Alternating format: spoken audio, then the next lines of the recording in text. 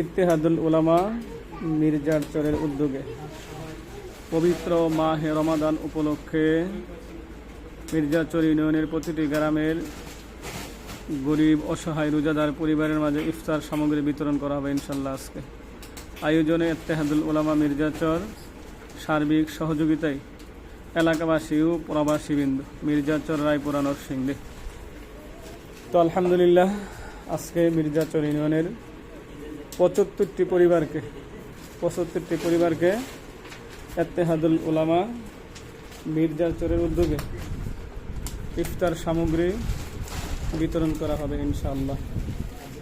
এই ইফতার সামগ্রী বিতরণের কাজে ইত্তেহাদুল উলামা মির্জারচরের উলামায়ে হযরতগণ সার্বিকভাবে সহযোগিতা করেছেন। বিশেষভাবে এলাকাবাসী ও প্রবাসী ভাইয়েরা আমাদেরকে আর্থিকভাবে সহযোগিতা করেছেন। এখানে অনেক উলামায়ে হযরতগণ পরিশ্রম করতেছেন। তো আজকে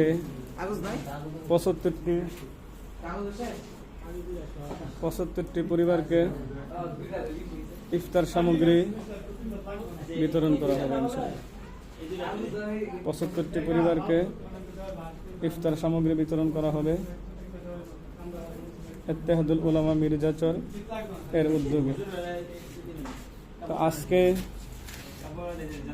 আমরা যে ইফতার সামগ্রীগুলো বিতরণ করতেছি সেগুলির মধ্যে থাকছে 1 কেজি আলু, 1 কেজি পেঁয়াজ, 1 কেজি ছোলা, আধা কেজি খেজুর, আধা কেজি মুড়ি, 1 কেজি আধা কেজি তৈল, আধা কেজি মসুরি ডাল। এই হচ্ছে আমাদের ইফতার সামগ্রী প্রত্যেকটা প্যাকেটের মধ্যে এই জিনিসগুলি থাকছে।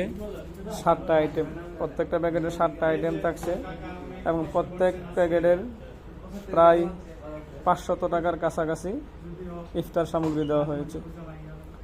তো 500 টাকার মতো একটি পরিবারকে ইফতার সামগ্রী দেওয়া হচ্ছে। 75টি পরিবারকে ইফতার সামগ্রী ইনশাল্লাহ দেওয়া হবে। আমাদের কার্যক্রম মোটামুটি আলহামদুলিল্লাহ সব গোছানো হয়ে গেছে।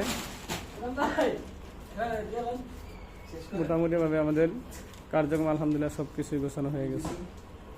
এই হচ্ছে আমাদের উলামায়ে হযরতগণ অনেক পরিশ্রম করতেছেন, কষ্ট মেহনত করতেছেন, যার ফলে আমরা এগুলি আজকে বিতরণ করতে পারবো। বিশেষভাবে আমাদের প্রবাসী ভাইয়েরা আমাদেরকে অনেক সহযোগিতা করেছেন। প্রবাসী ভাইদের আর্থিক সহযোগিতাটাই বেশি। তো বিশেষ করে প্রবাসী ভাইদের জন্য দোয়া করে আল্লাহ তাআলা তাদেরকে সুস্থ রাখুক, ভালো রাখুক, তাদেরকে প্রবাসে বেশি বেশি হালাল উপার্জন করার তৌফিক দান করুক। সকল প্রকার বিপদ আপদ, বালা মুসিবত, দুর্ঘটনা, অ্যাক্সিডেন্ট থেকে আল্লাহ তাআলা তাদেরকে হেফাজত করুক।